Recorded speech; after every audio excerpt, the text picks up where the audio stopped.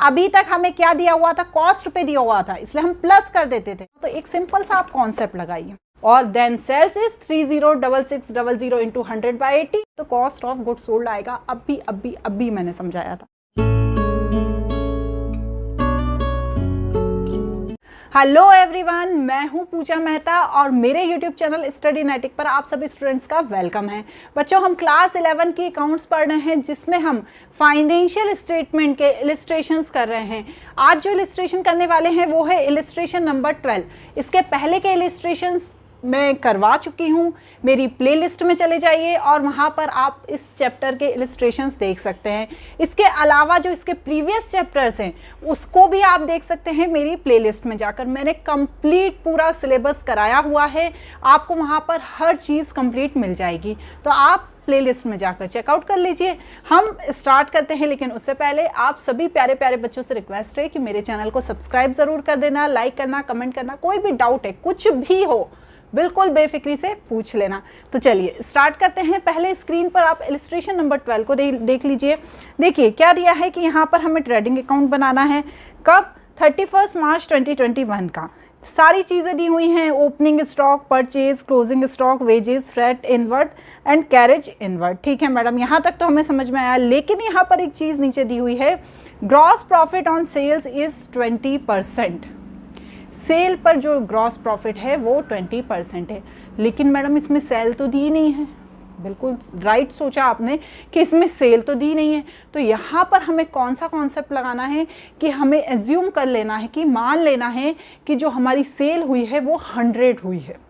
Assume करते हैं ना अपन, क्योंकि 20% दिया है। यदि 200% देते तो हम मान लेते कि 1000 हुई है, लेकिन 20% दिया है तो हम ये एज्यूम कर लेंगे कि कितनी हुई है, 100 हुई है। तो मैं यहाँ पर क्या लिख लूँगी कि लेट्स एज्यूम सेल इज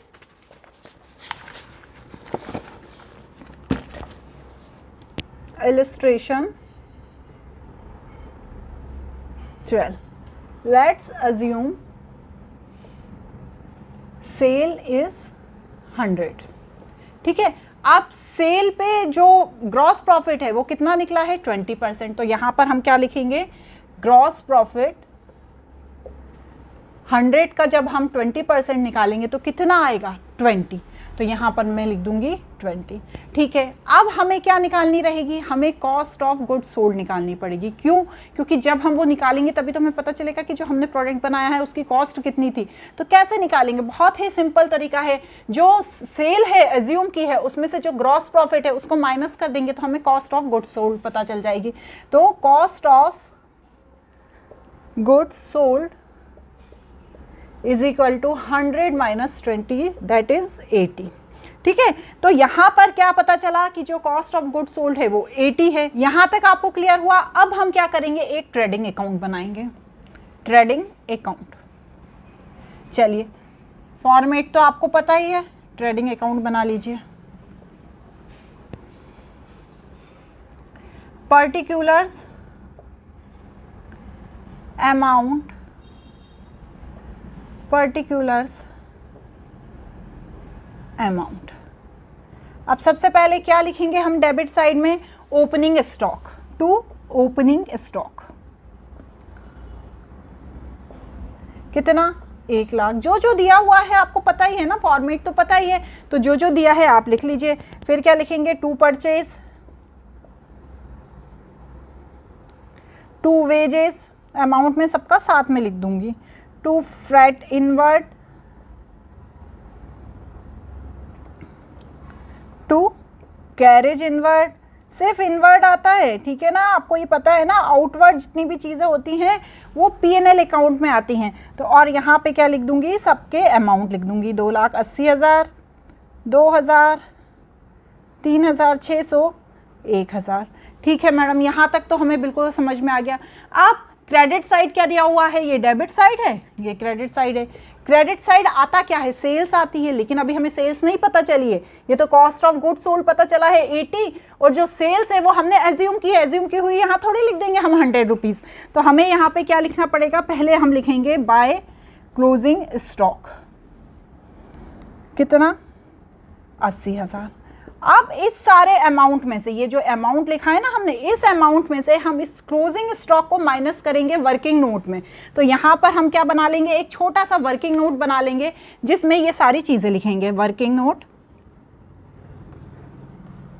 ठीक है, इन सबको क्या करते हैं, पहले प्लस करके देख लेते हैं। चलिए प्लस करिए, क्या दिया हुआ है, 1 लाख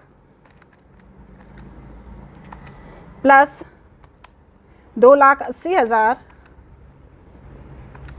प्लस 2,000 प्लस 3,600 प्लस 1,000, कितना आया हमारा 38,660। और यहाँ पर अमाउंट कितना है 80,000। जब इसमें से हम 80,000 को माइनस करेंगे, करिए माइनस 80,000, तो कितना आएगा हमारा 30,660। ये हमारा क्या आया है, सेल्स आई है। लेकिन ये सेल्स डायरेक्ट लिखने वाली सेल्स नहीं आई है, इस सेल्स को हमें इससे बनाना पड़ेगा। कैसे बनाएंगे, हम यहाँ पे एक फॉर्मूला लगाएंगे जो हम पहले भी लगाते थे। आप जब छोटी क्लास में थे आपको याद होगा, when cost of goods sold is 80 then sales equal 100। When cost of goods sold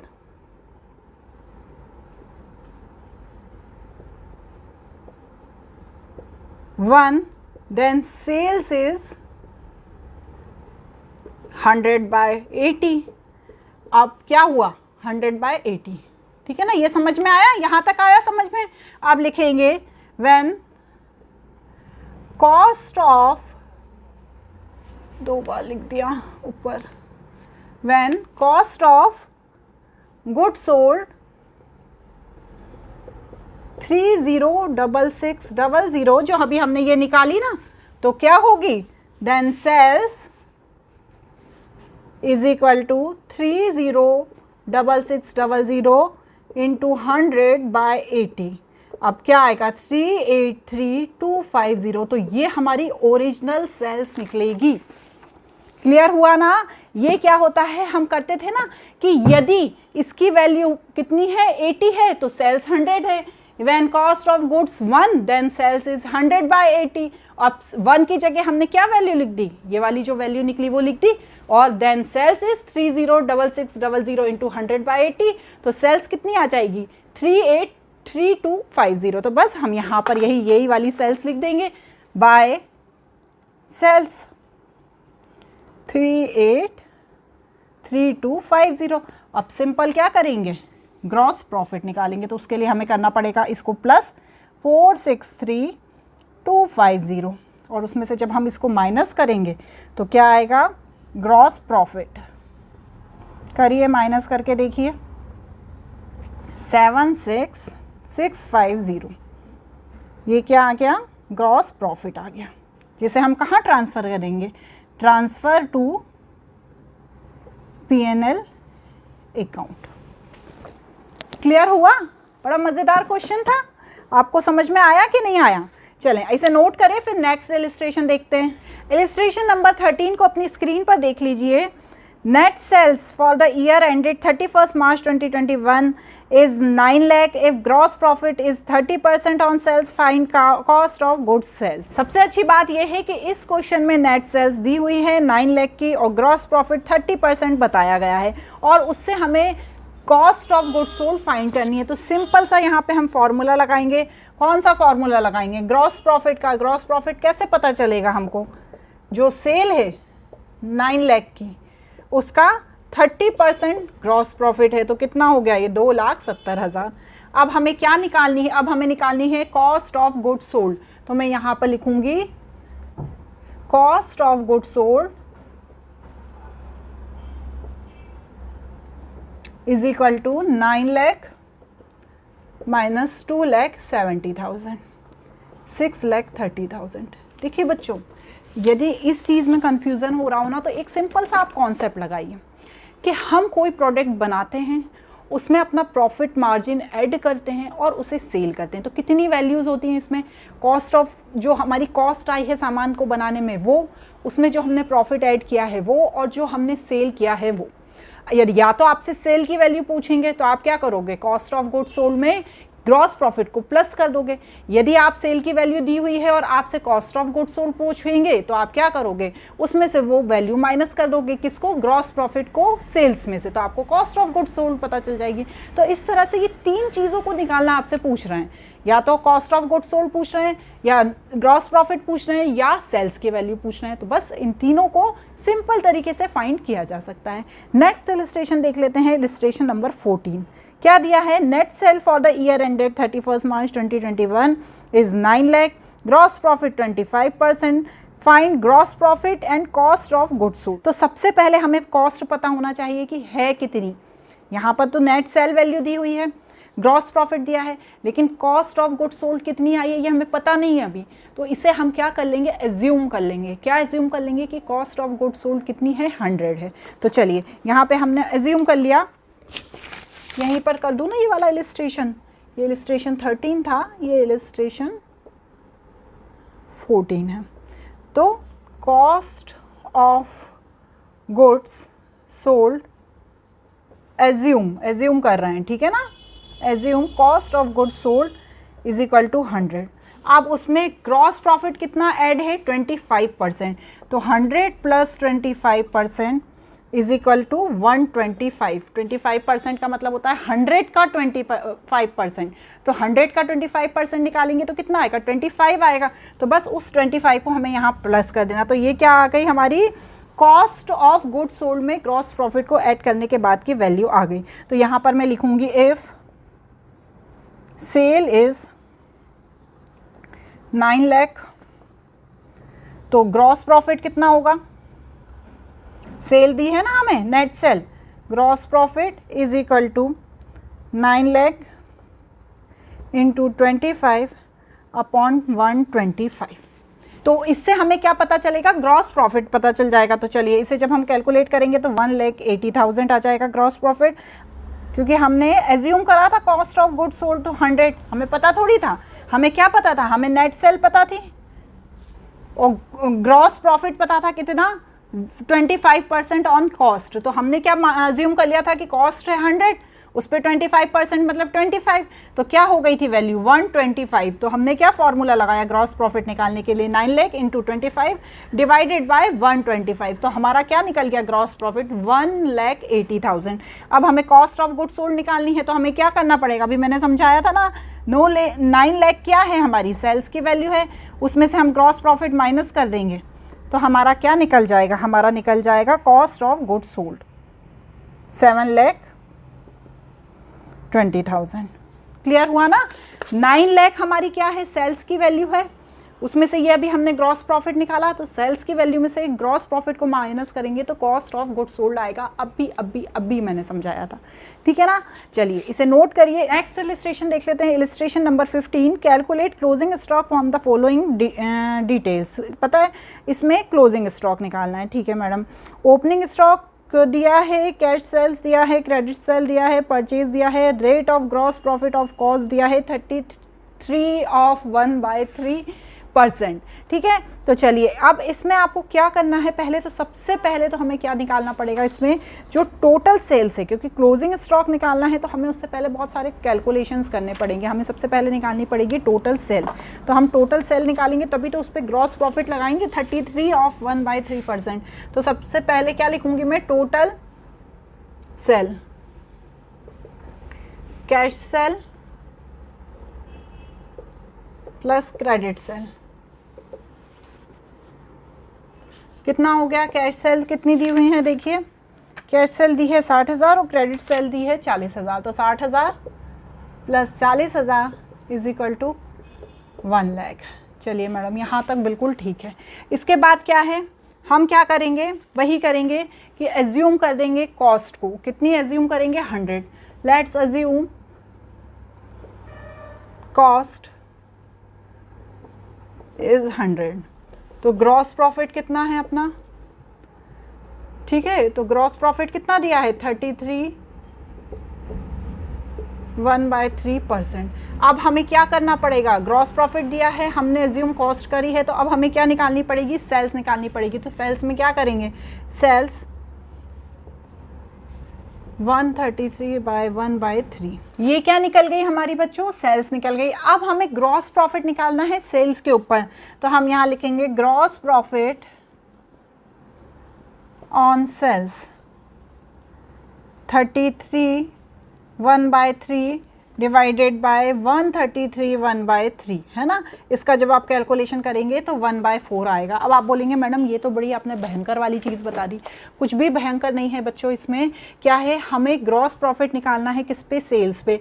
sales हमारी ये निकली, कैसे निकली? जो ग्रॉस प्रॉफिट दिया था 33/1/3, 33 ऑफ 1/3, उसको हमने इंटू कर दिया 100 से, तो हमारी क्या निकल गई थी? सेल्स निकल गई थी। अब हमारी जब सेल्स निकल गई, इंटू नहीं करा था हमने बच्चों, प्लस करा था। जब हमने इसे प्लस कर दिया तो हमारी क्या निकल गई? सेल्स निकल गई। तो अब आप ग्रॉस प्रॉफिट ऑन सेल कैसे निकालेंगे? 33 1/3 है, उसे डिवाइडेड कर देंगे 133 ऑफ 1/3 से, तो हमारा जो कैलकुलेशन करने पे आएगा वो 1/4 आएगा। इससे हमें प्रॉपर ग्रॉस प्रॉफिट पता चल जाएगा। कितना, किस पे निकालेंगे ग्रॉस प्रॉफिट? बताएं हमारी कौन सी वैल्यू पे? टोटल सेल की वैल्यू पे। ये 1 लाख पे जब आप 1/4 निकालेंगे तो कितना आ जाएगा? निकालिए, कैलकुलेशन करिए, तो हमारा आ जाएगा 25,000। यहाँ पे हमने 25,000 लिख दिया। यहाँ तक क्लियर हो गया ना। अब क्या करेंगे? कॉस्ट ऑफ गुड सोल्ड निकाल लेंगे। तो कैसे निकालेंगे कॉस्ट ऑफ गुड सोल्ड? ये तो आपको पता ही है, 1 लाख में से जब मैं 25,000 माइनस कर दूंगी जो ग्रॉस प्रॉफिट निकला है, तो मेरी क्या आ जाएगी? कॉस्ट ऑफ गुड सोल्ड आ जाएगी। अब हम क्या करेंगे? कॉस्ट ऑफ गुड सोल्ड का फॉर्मूला लगा देंगे। तो चलिए लगाएं। Cost of good sold is equal to opening stock plus purchase minus closing stock. अब मुझे क्या क्या पता है इसमें? परचेज पता है, ओपनिंग स्टॉक पता है, कॉस्ट ऑफ गुड सोल्ड पता है, मुझे क्लोजिंग स्टॉक निकालना है। तो मैं यहाँ पर कॉस्ट ऑफ गुड सोल्ड लिख दूंगी। कितनी आई मेरी? 75,000 आई। ओपनिंग स्टॉक मुझे पता है 20,000 है, परचेज मुझे पता है 70,000 है, क्लोजिंग स्टॉक मुझे अभी निकालना है। तो यहाँ पर मैंने क्लोजिंग स्टॉक लिख दिया। ठीक है, क्लोजिंग स्टॉक को जब मैं इधर ले आई तो क्या हुआ? 20,000 प्लस 70,000 और माइनस 75,000। जब हमने ये सारा कैलकुलेशन करा तो हमारा क्या निकला? Closing stock 15,000। क्लियर है ना? थोड़ा सा आपको लगेगा कि डाउटफुल है, लेकिन यदि आपको कोई भी प्रॉब्लम होती है तो आप मुझसे कमेंट बॉक्स में पूछ लेना, फिर से समझा दूंगी। ठीक है, टेंशन नहीं लेना। चलो एक इलिस्ट्रेशन और बचा है, उसे फटाफट से एंड कर देते हैं। इलिस्ट्रेशन नंबर 16 को देखिए अपनी स्क्रीन पर। Calculate net sales and gross profit from the following information. Cost of good sold दिया है 1 लाख और ग्रॉस प्रॉफिट दिया है 20% ऑन सेल्स। देखिए ग्रॉस प्रॉफिट का हमेशा ध्यान रखना कि किस पे दिया होता है। ग्रॉस प्रॉफिट 20% दिया है सेल पे, पहले क्या दिया होता?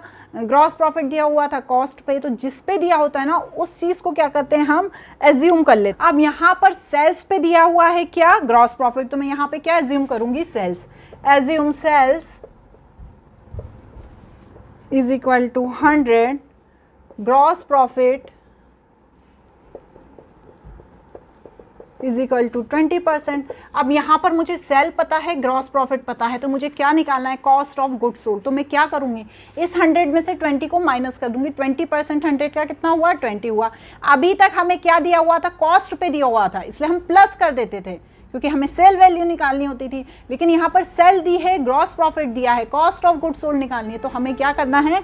माइनस करना है। तो मैं यहाँ पर क्या लिखूंगी? Cost is equal to 100 minus 20, that is 80। Clear हुआ यहाँ तक? अब हम क्या लिखेंगे? If cost of good sold is equal to 1 lakh, so sales is equal to 1 lakh into 100/80, that is 1,25,000। और सिंपल से इससे फिर हम क्या निकाल लेंगे? ग्रॉस प्रॉफिट निकाल लेंगे। कैसे निकालेंगे ग्रॉस प्रॉफिट? सेल में से जब मैं कॉस्ट ऑफ गुड सोल्ड निकाल दूंगी तो मेरा क्या आ जाएगी? प्रॉफिट पता चल जाएगा। तो 1,25,000 का माइनस 1 लाख कर दिया तो यहाँ पर आ गया 25,000 मेरा ग्रॉस प्रॉफिट। क्लियर हो गए? ये क्वेश्चंस इतने छोटे छोटे फॉर्म में अभी दिए हुए हैं, ताकि जब आपके पास लेंदी क्वेश्चंस आए, ये कैलकुलेशंस है ना, आपको जब P&L अकाउंट बनाना होगा, ट्रेडिंग अकाउंट बनाना होगा, बैलेंस शीट बनानी होगी, उसमें ये छोटे छोटे कैलकुलेशन आपको करने पड़ेंगे। अभी तो आपको समझाने के पर्पज़ से उन्होंने इस तरह से इलिस्ट्रेशंस दे दिए हैं। किसी भी तरह का कोई डाउट होता है, कोई टॉपिक है, कोई चीज़ ऐसी है जो समझ में नहीं आई है, आप बिल्कुल मुझे कमेंट बॉक्स में कमेंट करिएगा और पूछिएगा, कोई टेंशन नहीं है, मैं उसका ज़रूर आंसर करूँगी। Thank you.